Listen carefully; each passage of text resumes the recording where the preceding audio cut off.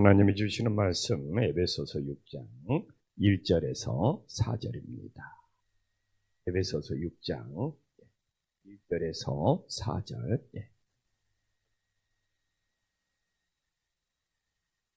에베소서 6장 1절에서 4절. 한 절씩 교독하겠습니다. 자녀들아, 주 안에서 너희 부모에게 순종하라. 이것이 옳으니라. 내 아버지와 어머니를 공경하라. 이것은 약속이 있는 첫 계명이니 이로써 내가 잘되고 땅에서 장수하리라. 또 아비들아, 너희 자녀를 노엽게 하지 말고 오직 주의 교훈과 훈계로 양육하라. 오늘도 새벽을 깨우신 우리 성도님들에게 하나님의 귀한 축복이 임하기를 간절히 소망합니다. 오늘 이제 이 부모와 우리가 5장에서 아내와 남편의 관계, 남편과 아내의 관계를 살펴봤다면 6장에서는 부모와 자녀의 관계, 그리고 또 내일은 종과 상전의 관계. 그래서 사도 바울은 이 관계가 중요하다는 거예요. 근데 이제 이게 중요한 것이 뭐냐면 모든 것이 남편과 아내의 관계, 또 뭐 부모와 자녀의 관계, 그리고 종과 상전의 관계, 모든 것이 관계잖아요. 이 관계가 바로 세워지려면 하나님과 먼저 내 자신의 관계가 바로 세워졌을 때 우리는 모든 주변의 관계도 바로 세워지는 은혜의 역사가 있음을 믿으시기를 간절히 소망합니다. 그래서 뭐 예수님 믿는 사람들이 나는 관계는 뭐 신경 안 쓰고 신앙생활한다. 정말 그건 성경을 바로 이해하지 못하는 거예요. 모든 것이 관계입니다. 제일 중요한 관계는 하나님과 내 자신. 하나님과 내 자신의 관계가 잘 세워졌을 때 부부의 관계도, 부모와 자녀의 관계도, 또한 세상에서 상사와 내 자신의 관계도 잘 세워지는 은혜의 역사가 있음을 믿으시기를 간절히 소망합니다. 그럼 오늘 이제 부모와 자녀의 관계 한번 봐보겠습니다. 1절에 보면 자녀들아 나오잖아요. 주님 안에서 너희 부모에게 순종하라. 이것이 옳으니라. 저는 좀 이렇게 헬라어를 볼 수 있잖아요. 여기서 제일 강조하는 것이 주님 안에서입니다. 이게 하나님과 내 자신의 관계. 이게 제일 중요한 거예요. 그래서 주 안에서. 그래서 내가 오늘도 부모님하고 관계를 세운 것은 인간적인 관계로 생각하면 안 돼요. 인간적인 관계. 인간적인 관계가 아니라 하나님의 관계 안에서 이루어지는 순종이 될 수 있기를 간절히 소망합니다. 그래서 주님과 관계를 떠나서 주님과 관계를 벗어나서 이 부모하고 관계가 이루어지는 것이 아니에요. 그래서 헬라어를 보면 정말 모든 것이 주님 안에서 이루어져야 된다는 것을 이 엔 그리스도, 정말 엔 로드가 굉장히 강조가 되고 있다는 것을 알고, 그래서 하나님과 나의 관계 안에서 정말 부모님과의 순종의 관계가 이루어짐을 믿으시기를 간절히 소망합니다. 그래서 우리가 무슨 세상적인 뭐 관계에 따라서 이루어지는 것이 아니라 정말 하나님과 우리의 관계 속에서 부모님과의 관계도 이루어지는 은혜의 역사가 있기를 간절히 소망합니다. 그래서 이번에 우리 젊은 집사님 한 분이 어머님을 전도해서 멀리 사는 어머님을 김포로 이사를 시켜가지고 감정동으로 이사를 시켜가지고 지난주 이번주 해서 우리 교회에 등록을 시켰어요. 근데 또 놀라운 사실은 뭡니까? 세례를 안 받은 거예요. 그래서 정말 그 자녀의 마음이 그냥 주님 안에서 어머님을 김포로 이사시켜서 감정동으로 이사. 그래서 우리 자녀랑 함께 주일마다 교회에서 만나자고. 그래서 주일마다 이렇게 교회에서 만나서 어머니 등록시키고, 그리고 이제 세례를 받는 놀라운 역사가 일어나야죠. 그래서 우리 모든 것이 정말 주님의 관계 속에서, 주님 안에서 부모와 오가의 관계도 이루어지는 은혜의 역사가 있기를 간절히 소망합니다. 그러면 오늘 6장 2절에 또 나오잖아요. 내 아버지와 어머니를 공경하라. 이것은 약속이 있는 첫 계명이니. 늘 말하냐. 이게 10계명 중에 5계명이잖아요. 5계명. 이 공경의 의미는 무엇입니까? 공경의 의미는 무엇입니까? 많은 분들이 제가 말하잖아요. 늘 우리 부목사님들한테 이야기하는 것이, 말씀을 전하는 사람은 개념을 정리를 해줘야 돼요. 이게 이제 성경은 개념이 중요해요. 왜 이 개념이 중요하냐? 그러놓고 우리는 이 공경이라는 것은 부모가 지금까지 살아온 삶의 무게를 인정해 줍니다. 그러면 이 땅에 공경받지 않을 부모는 없는 거예요. 삶의 무게. 내가 어떤 글을 보니까 어떤 세대가 살아오면서 제일 힘들게 태어났느냐 보니까 이 1930년대생, 1940년대생이 제일 힘들게 사신 거예요. 그걸 내가 글 하나 봐봤어요. 왜? 이 일제시대에 태어나서 광복절을 겪고, 정말 뭐 딱 말하면 아실 거예요. 30년대, 40년대. 이게 50년대까지 그 영향을 미치고, 그래서 정말 광복, 그 다음에 이 6.25 전쟁, 보릿고개 너무너무 특히 이 30년대생, 이 40년대생이 뭐 그때는 정말 그래서 부모가 뭘 가졌느냐가 아니라 그의 세월이 얼마나 험한 세월을 살아오면서 힘들게 자녀들을 키웠는지 그 삶의 무게를 바라보면서, 그 삶의 여정을 바라보면서 공경이라는 거예요. 그리고 우리가 이 공경의 뜻을 잘 모르면 부모님이 재산을 많이 가졌냐 안 가졌냐, 우리 부모님이 배웠냐 안 배웠냐, 그게 아니에요. 그건 공경이 아니에요. 지금까지 살아온 삶의 무게. 이게 저도 60을 바라보잖아요. 제가 지금까지 살아온 나름대로의 부모님 세대에는 못 미치죠. 어떻게 제가 우리 박영수 권사님이나 최덕래 권사님이 살아온 삶의 무게에 미칠 수가 있겠어요? 그래도 내 자신이 지금까지 걸어온 삶의 무게가 있더라고요. 정말 내가 보니까 이 30년대생, 그 시절을 살면서 또 자녀들은 정말 여러 명 낳지 않습니까? 그리고 이 30년생들이 너무 그냥 이 광복이나 6.25 전쟁이나 이렇게 하면서 자녀들을 다 먼저 보는, 또 다 그 경험들이 있어요. 20년대생은 말할 필요가 없죠.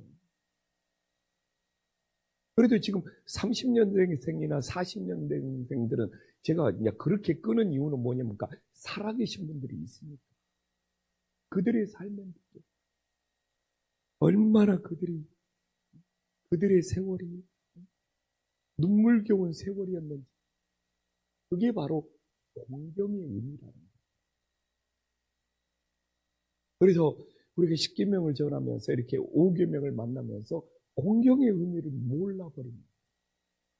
무슨 존중해야 된다, 잘 모셔야 된다, 잘 대접해야 된다, 이런 말로 오면 그 뜻을 다 헤아리지. 그래서 우리가 연수가 쌓이고 세월이 쌓이면서 지금까지 살아온 삶의 무게들이 있어요. 어떤 삶을 살았는지, 얼마나 고달프고 얼마나 힘들고, 정말 눈물겨운 세월을 살았는지, 그러면서 자녀를 키웠는지, 그러면서 그렇게 30년 대생 그 세대를 산 인생은 자녀가 세상에 하도 힘드니까, 세상에 하도 전쟁통에, 세상에 하도 그냥 많은 사고 속에, 그리고 정말 너무나 많은, 그때는 의료기술이 발달이 안 돼가지고 너무나 많은 전염병 속에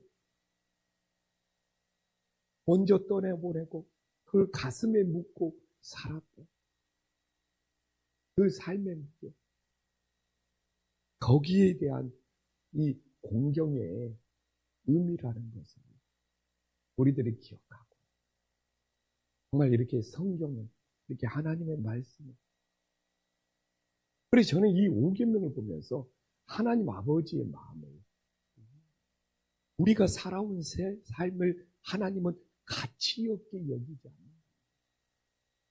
놀랍지 않습니까? 우리 인생 하나하나 살아온 삶에 대해서 하나님의 입장은, 10계명은 하나님이 직접 기록한 말씀이니까 하나님의 입장은 공경을 해주고 있는 그 하나님 아버지의 마음도 너무 대단하지 않습니까? 우리 인생들을 하찮게 여기지 않는.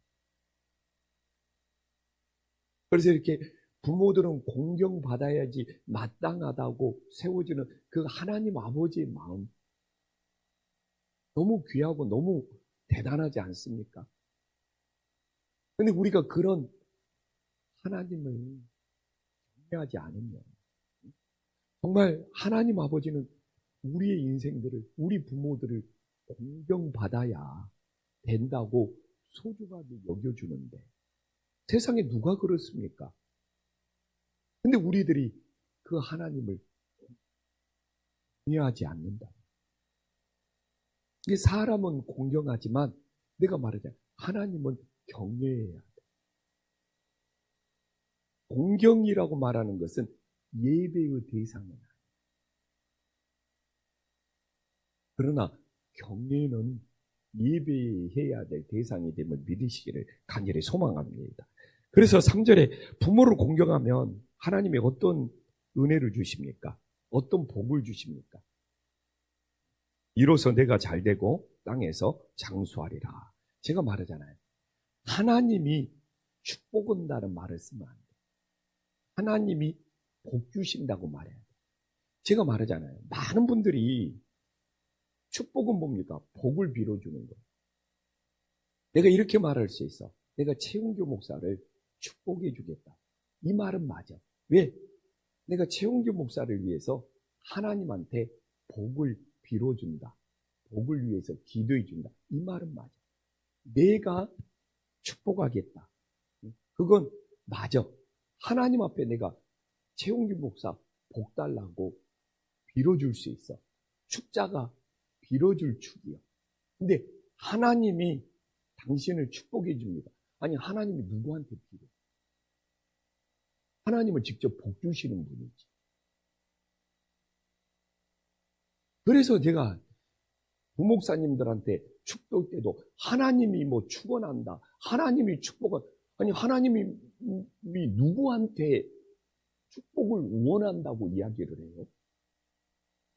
하나님이 누구한테 복을 빌어요? 하나님이 누구한테 그냥 구구사전에 보면 나와 있어. 축복을 빌어준다.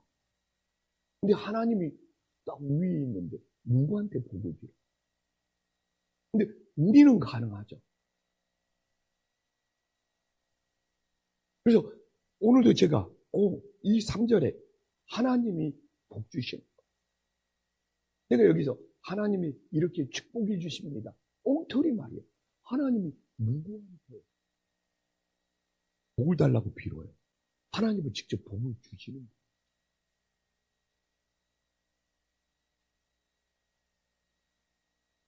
그럼 하나님이 어떤 복을 주시냐? 첫 번째는 내가 잘 되고야. 이건 형통의 복입니다. 두 번째는 장수예요. 근데 내가 잘 된다는 것은 무엇입니까? 형통이라는 것은 무엇입니까? 하나님이 함께 하심으로 평안한 삶을 누림을 믿으시기를 간절히 소망합니다. 여기 잘 된다는 것은 오늘도 하나님이 함께 하심으로 평안한 삶을 살아. 내가 목회하면서 이 형통, 이 잘 되는 것, 이 평안한 것, 오늘 하루가 이 평안한 것, 이 잘 되어서 평안한 것, 최고의 감사가 됨을 믿으시기를 간절히 소망합니다. 오늘 하루도 잘 되어서 평안하게 보내고 싶어요. 응? 내가 평안하려면 우리 성도님들이 잘 되고 평안해야 돼. 아멘. 또 하나는 뭡니까? 장수. 장수가 뭔 뜻인지 압니까? 그 당시 최고의 장수는 몇 살까지 해서 하는 것이 우리 성도님들 장수라고 생각합니까? 이 성경이 기록이 되었을 때 60이 되면 최고의 장수. 우리 여기 오신 분들은 다 장수가 뭡니까? 그 당시 예수님 당시 평균 수명이 30세가 안 됐어요. 왜냐하면 어렸을 때 너무 아파서 죽은 애들이 많으니까. 그래서 60이면 최고의 장수예요. 그 당시는. 근데 여기서 장수의 뜻을 그래서 지금은 잘 알아야 돼. 오래 산다는 뜻이 아니에요. 타고가 없어요. 내가 하나님이 지켜주시고 보호해 주셔서 여기 있는 분들은 다 오래 사신 거예요. 하나님이 지켜주시고 보호해 주셔서 세상을 떠나는 거예요. 갑작스럽게 뭐 사고라든지 그냥 비명 행사라든지 막 객사가 아니고 하나님이 나를 지켜주시고 하나님이 나를 돌봐주셔서 이 세상을 잘 떠나는 것이 장수예요. 그 당시 한갑 60만 살면 최고로 오래 사는 시대였는데 그래서 우리가 이 장수를 막 여기에 진짜 똥채를 때까지 오래 사는 것이 아니고 하나님이 나를 끝까지 지켜주시고 돌봐주셔서 나를 평안히 하나님 나라로 데려가는 의미가 지금의 더 적합한 의미가 됨을 믿으시기를 간절히 소망합니다. 또 오늘 새벽 깨우신 분들은 이미 장수는 다 해결하신 분들이에요. 그 당시에 다 60의 그래서 주님께서 그런 거 있잖아요.